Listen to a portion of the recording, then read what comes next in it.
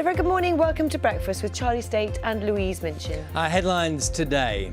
At least 78 people dead and 4,000 injured in a huge explosion in the Lebanese capital, Beirut. The blast, which shook the entire city, began with a fire at a warehouse which housed thousands of tons of ammonium nitrate. We'll be live in Beirut throughout the morning with the latest on the desperate search for more survivors. The Children's Commissioner for England calls for the government to prioritise reopening schools over pubs in any future lockdowns. Good morning. New car sales were up 11% in July compared to last year. But what happens when pent-up demand dries up? I'll be looking at the long road to recovery. Morning. It is football's richest match and Fulham won it at Wembley. The London club are back in the Premier League after beating local rivals Brentford in the Championship playoff final. Good morning. There's a fair bit of cloud around today. We've got rain coming in from the west and also some rain in the north. The driest and brightest conditions will be in the south and the east. I'll have all the details later in the programme.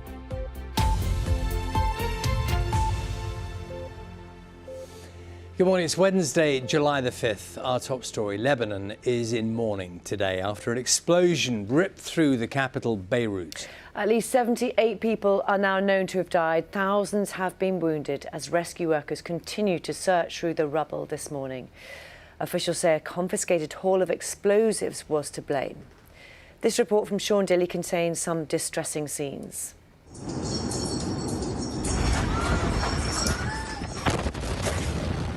It was a catastrophic explosion. What? The blast was heard 150 miles away.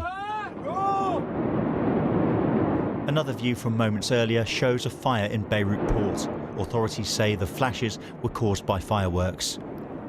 But then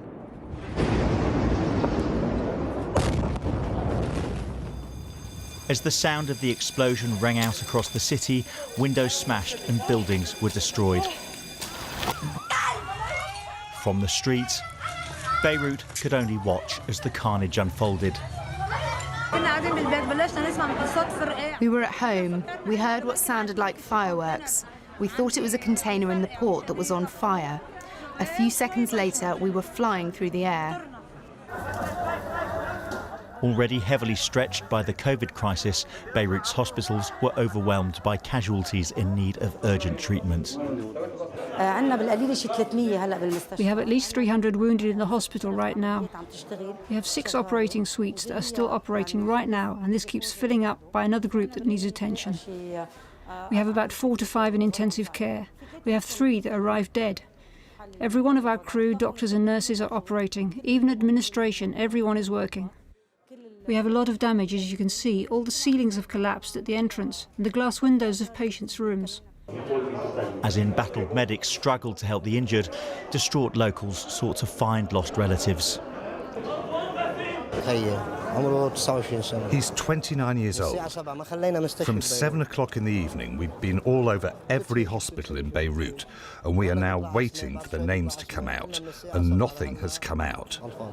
We don't know if he's dead or alive. We just don't know. The international community has offered its help to a city in turmoil. Boris Johnson tweeted, "The UK is ready to provide support in any way we can, including to those British nationals affected." Lebanon's president has announced 3 days mourning and promised to release 100 billion lira or £50.5 million of emergency funds. Officials say highly explosive materials, believed to be ammonium nitrate, stored in a warehouse for up to 6 years, caused the explosion. They say they're investigating what ignited it. In the meantime, authorities say those responsible will face the maximum possible punishment. Sean Dilley, BBC News. Let's speak to our correspondent Rami Ruhaim, who's in Beirut for us now. Rami, very good morning to you. The scale of this explosion really becoming clear this morning. Bring us right up to date with the latest developments in terms of those who've been killed and the injuries. Well, we The death toll is likely to rise, unfortunately. The number of injured also, we're only just beginning to get figures from the authorities. Yesterday, as soon as one official says one thing, the next minute the toll would be much higher. As you said, the scale is massive of this explosion. The explosion was felt in several kilometers away.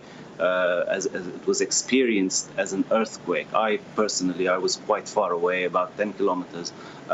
What I felt to begin with was an earthquake, what felt to me like an earthquake. And then that was followed by an incredibly loud blast. That was quite a distance away from the site of the explosion. People closer, obviously their homes, the contents of their homes, all destroyed.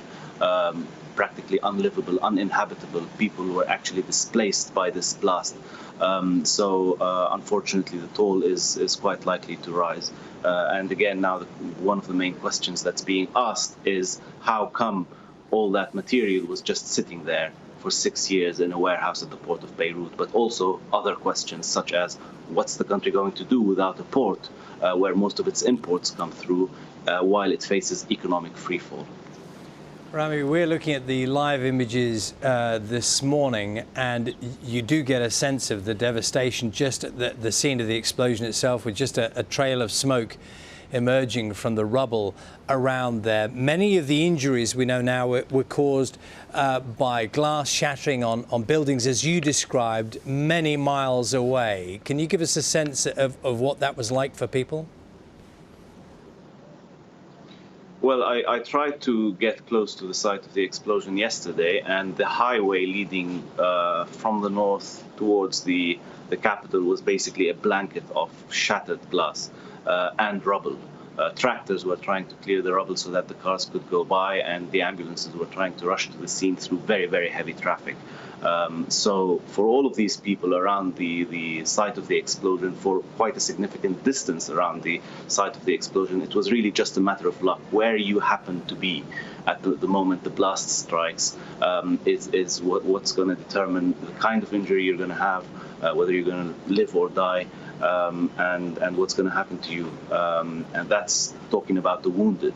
And the death toll. And of course, for all of those who are in the vicinity of the explosion, the question is how are they, even the lucky ones who weren't wounded, how are they going to rebuild their homes at a time, once again, of economic freefall, when the national currency is in collapse, people's purchasing power has been decimated over the past few months, material like glass, wood, everything you think of when you think of basic reconstruction stuff, prices are going through the roof. So really, I mean, there's never a good time for such terror to strike any city, but for Beirut, you can hardly imagine a worse time than this.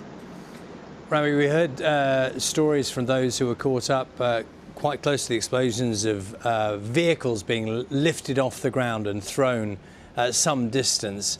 And also, as you mentioned, the infrastructure to office buildings, to homes as well.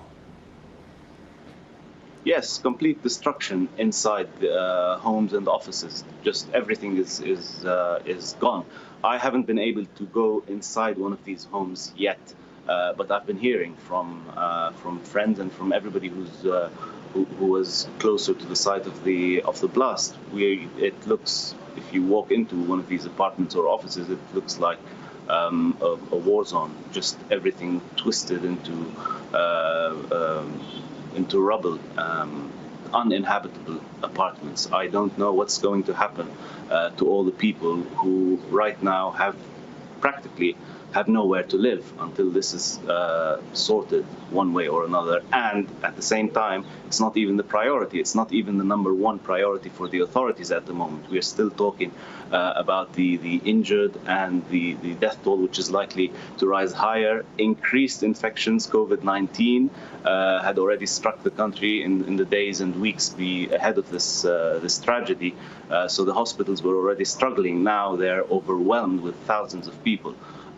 So it's just one disaster after the other.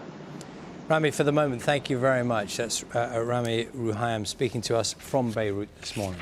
And just to let you know, throughout the programme, we will be speaking to various different people. In a few minutes, actually speaking to somebody who was in their apartment at the time. The windows shattered and the doors were all blown in as well. We'll talk to her in just a few minutes. Let's tell you about other news as well this morning. And schools should be the last places to close in any future lockdowns after pubs, restaurants and non-essential shops. That is according to the Children's Commissioner for England. Anne Longfield said children were too often treated as an afterthought in the last few months. Our political correspondent Nick Eardley is in Westminster. Morning to you, and still some time before most children go back to school, and this really is top of the agenda, isn't it? Morning.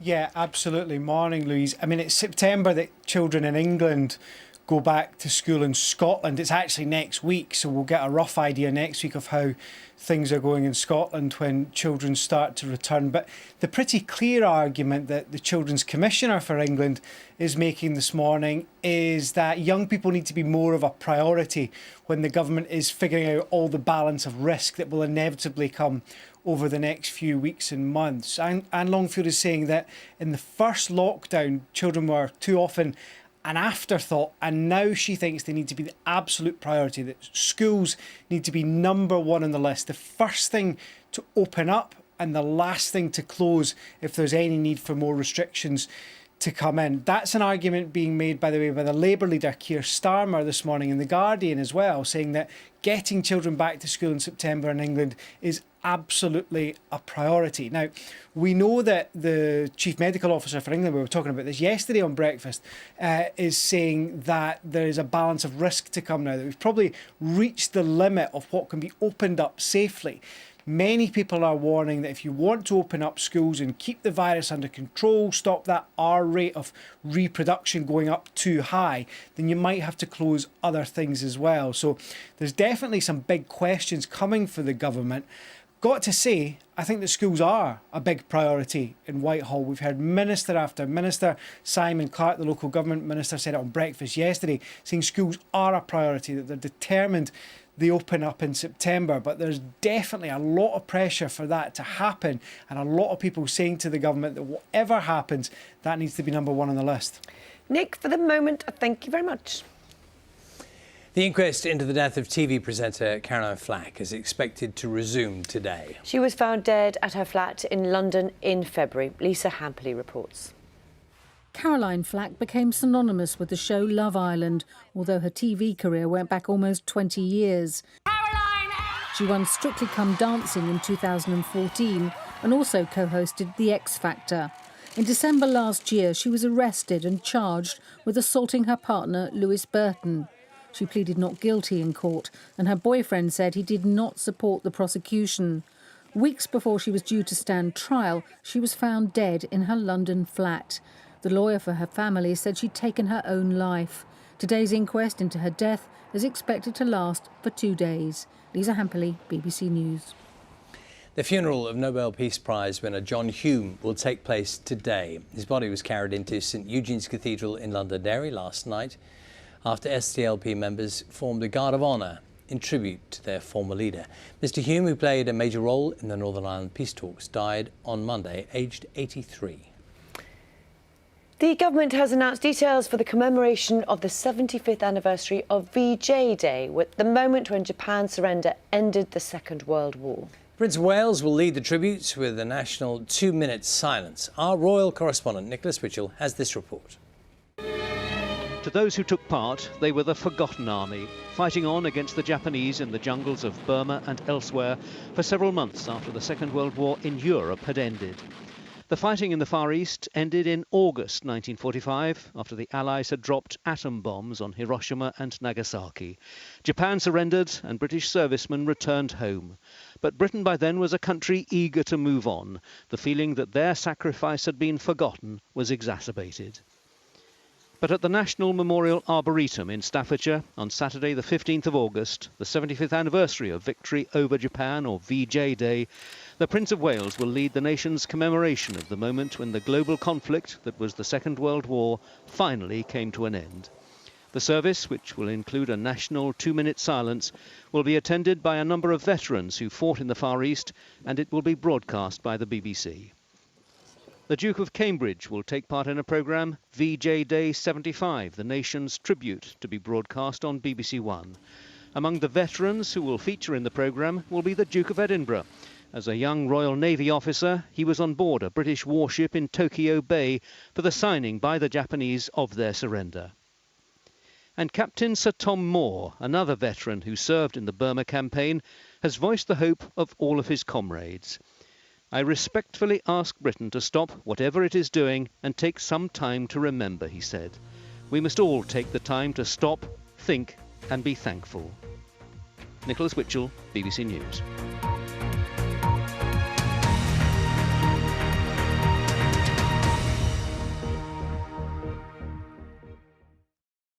See the headlines as they happen and watch BBC News live in the app and get the full story with bbc.co.uk/news. Follow the story for all the latest with BBC News.